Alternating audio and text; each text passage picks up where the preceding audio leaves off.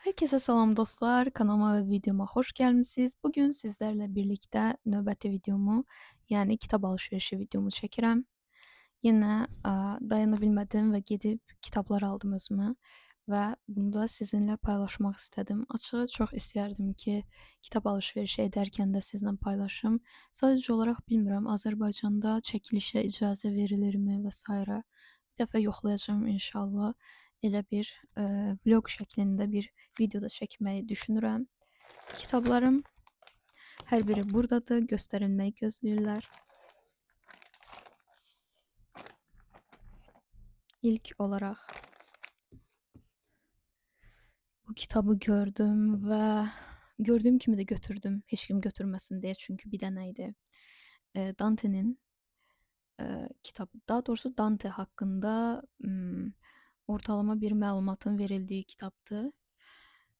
Ümumiyyətlə bu kitablardan, bu tip kitabdan daha doğrusu məndə bir neçə dənə var. Bir neçə dənə dediyim 7-8 dənə olar və hər birini oxuyub bitirmişəm.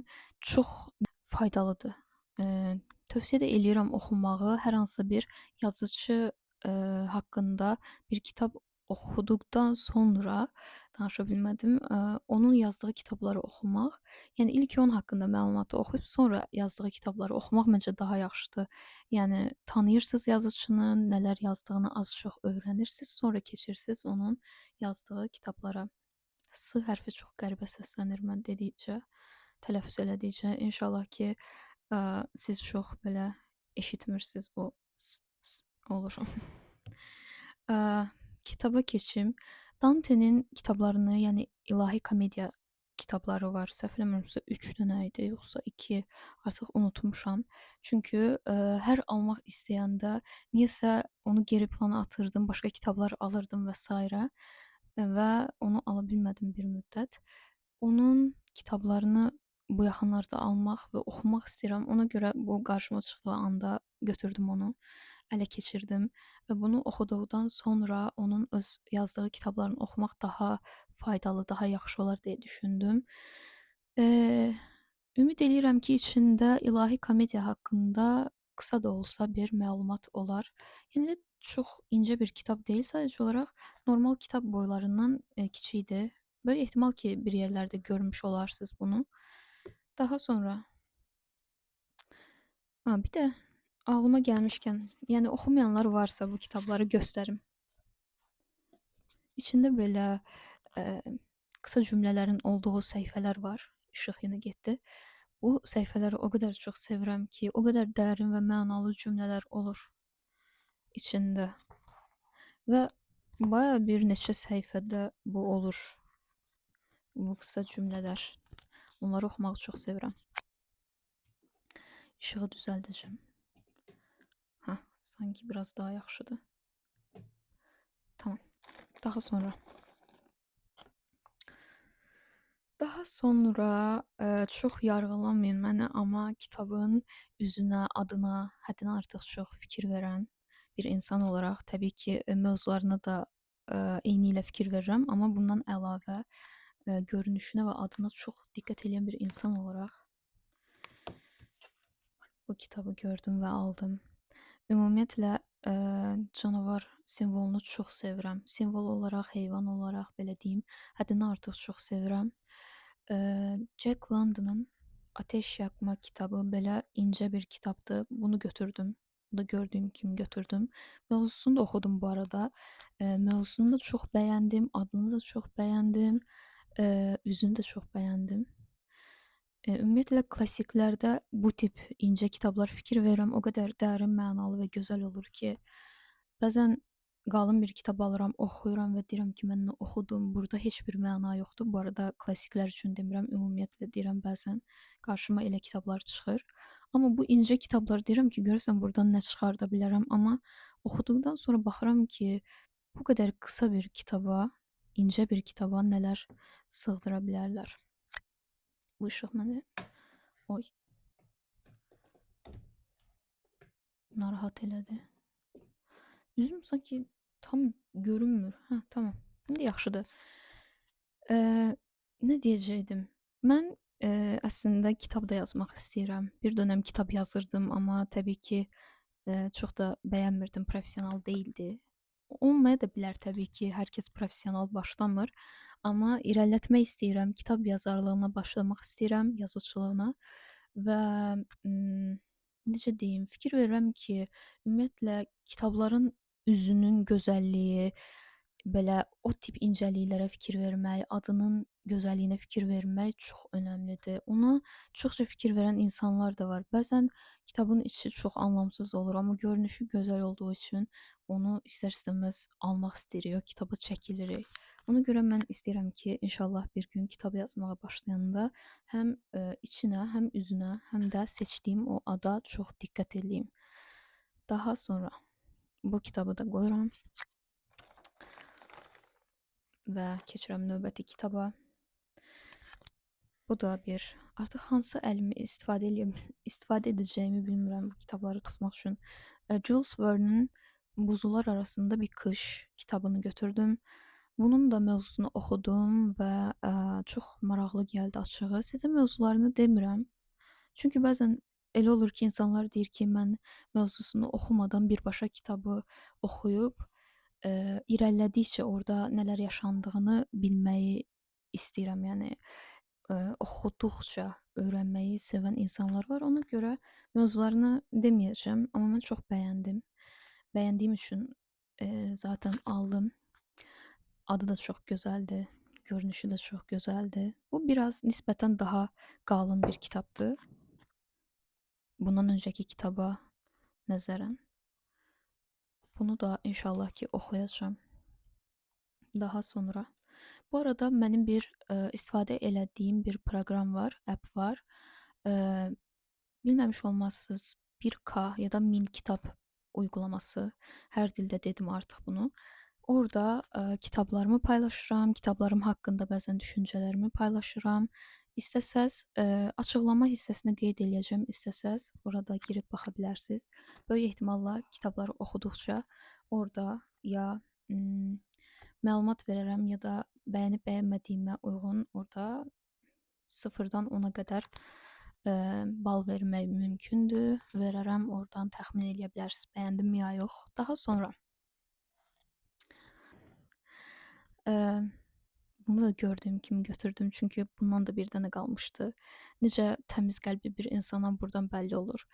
Marcus Aurelius'un bir kitabı var. Kəndimi düşüncələri. Bu kitabı oxudum və möhtəşəm idi. Yəni həqiqətən necə deyim, biraz beynimin yorğun olduğu dönəm idi. Çünki universitetdə idim. Səhv eləmirəmsə o kitabı oxuyanda və yorğun idim. Amma buna rəğmən yəni beynimə yapışdı qaldı o kitab. O qədər bəyəndim ki onun düşüncələrini. Dedim bir filosofla bir çox mövzuda eyni fikirdə olmaq, yəni çox gözəl bir şeydir. Ona görə bunu Türkiyədə görürdüm. Daha doğrusu Trendyolda görürdüm və almırdım. Niyə bilmirəm. O da qismət olmadı. Bakıda gördüyüm kimi götürdüm. İnşallah bunu da qısa müddətdə oxumağı düşünürəm. Deyəndən sonra bunları da bir kənara atıb unudacaq olan Nəzrin. Bu da elə də dəhşət qalın bir kitab deyil. Bu arada arxasını da oxudum. Mövzusu da elə də uzun deyil. Elə də uzun deyil, amma xoşuma gəldi. Bu arada rənglərin uyumu da çox xoşuma gəldi. Daha sonra bu aralar şeir oxumağa başlamışam. Bu arada yəni demək olar ki, şeir kitabı heç oxumurdum. Niyə bilmirəm. Amma bir anda belə bir həvəs gəldi və oxumağa başladım. Yəni türk dilində oxuyuram. Təəssüflər olsun ki, Azərbaycan dilində kitablarım olsa da tərcümələri və s. Səbəbindən çox Azərbaycan dilində kitab oxuya bilmirəm. İnşallah ki, bir gün Azərbaycan dilində də gözəl tərcümələri olan kitablar çıxardılar. Bu arada bilmirəm, bu cümləmi daha öncəki videolarımda qeyd eləmişəm ya yox.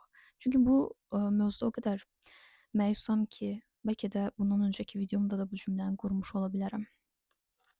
Hətta bəlkə də hər videomda bu cümləmə rast gələcəksiniz, sıxılmayın. Lavinia aşk şiirləri Özdemir Asafın.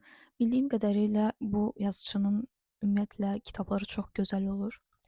Bunda gördüyüm kimi çəkildim yenə bu kitaba. Bəzən enerjim o qədər uyuşur ki, bəzi kitablarla və götürəndən sonra, oxuyandan sonra daha doğrusu o kitabı deyirəm ki, həqiqətən də hissiyatım güclüymüş. Həqiqətən də bir anlamı var imiş bu kitaba çəkilməyimin. Bu da yenə normal olaraq incə bir kitabdır. Oxumaq üçün tələsirəm, amma bu aralar niyəsə əvvəlki kimi sürətli oxuya bilmirəm. Əvvəlki kimi bir gündə 300-500 səhifə oxuya bilmirəm. Bilirəm, məncə bir gündə 300-500 səhifə oxumaq o qədər də belə yaxşı bir şey deyil. Amma əvvəllər elə idim və oxuduğumu da qavrayırdım. Nə hikmət idisə. Daha sonra ay bu kitabı da çox oxumaq istəyirəm. Jack London'ın yenə Beyaz Diş kitabı. Bu arada bu kitabı bacım oxuyub bildiyim qədərilə onda da bu kitabdan var. Amma təbii ki, öz şəxsi kitablarının olmasını istəyən biri olaraq getdim. Mən də özümə aldım. Kitabın yenə də mövzusu məni çox özünə çəkir. Nəydən bəhs elədiyini tam olaraq bilmək istəyirəm. Kitab necə bitir bilmək istəyirəm. Görünüşü çox gözəldir, adı çox gözəldir. Yenə təbii ki, canavara rast gəlmişəm mən. O qədər maraqlıdır ki, hər bir kitabımı oxumaq istəyirəm. Kaş ki, bir neçə beynim, bir neçə gözüm olsaydı da eyni anda 3-5 kitab oxuyub bitirə bilsəydim. Məncə bunu hər kitab oxuyan insan istəyir. Ömrüm çatsa ya da inşallah belə düşünürük, hamısını oxuyub bitirsək kitabların yer üzündəki. Belə bir qorxumuz var mütləq ki, ya da bir gündə 5-6 kitab oxuyub bitirə bilsək, 5-10 dənə beynimiz olsaydı kaş. Belə düşünən insanlar mütləq ki vardır. Amma bilirik ki, biz hər böyüdükcə, hər yaşımız artdıqca milyon dənə kitab çıxacaq və təəssüflər olsun ki, hər birini bitirə bilməyəcəyik. Amma inşallah ki, bitirə biləcəyimiz qədər kitab bitirərik. Nəysə, çox uzandı. Sonraki kitab. Bu kitabı fəlsəfə oxuyanlar mütləq ki bilər. Soren Kierkegaard deyə oxunur məncə. Kierkegaard. Nəysə, Soren'ın kitabı deyib keçəcəm. Qahqaha bəndən yana kitabını aldım. Çox çəkdi. Ümumiyyətlə kitab bir kənara dursun. Bəzən məni kitabın yazıçıları o qədər çox çəkir ki, bir anda belə rəflərə baxaram və belə bir yazıçını görəndən sonra deyirəm ki, mən bu yazıçının kitabını oxusam çox bəyənəcəm. Həm bu yazıçını bəyənəcəm, həm yazdığı kitabı bəyənəcəm. Belə bir hissiyat keçir və bu kitabını çox oxumaq istəyirəm. Şükür ki, bunların hər birini Azərbaycanda tapdım. Bir dənə yer var idi. Səhv eləmirəmsə Kitabçı Az 28 mayda elə bir yer var. Ora getdim. Orada da çox gözəl kitablar var idi. Oradan da aldım. Qarışıq hər yerdən kitab alıram. Daha sonra bu təəssüflər olsun ki, biraz qalın kitabdır və fəlsəfi bir kitab olduğuna görə bir neçə günə oxuyub bitirə biləcəyim bir kitab deyil.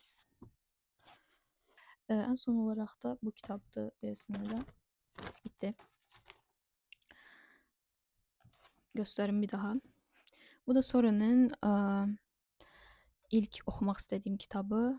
Mən səhv etmirəmsə Soren'in heç bir kitabını oxumamışam. Ona görə belə dəhşət tanıdığım bir yazıcı deyil. Yəni heç kitabını oxumamışam daha doğrusu. İşıq. İlk bu kitabı ilə başlamaq istəyirəm. Fəlsəfə parçaları ya da bir parça fəlsəfə. Bu kitabını oxuduqdan sonra da inşallah bu növbəti kitabına keçməyi düşünürəm.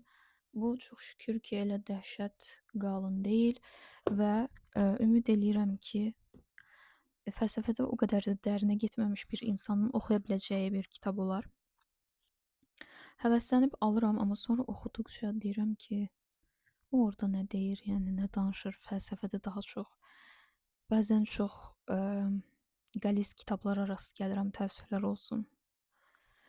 Bunları da inşallah ki oxuyacağam və ə, 1K uygulamasında bu kitablar haqqında da məlumat yazacağam.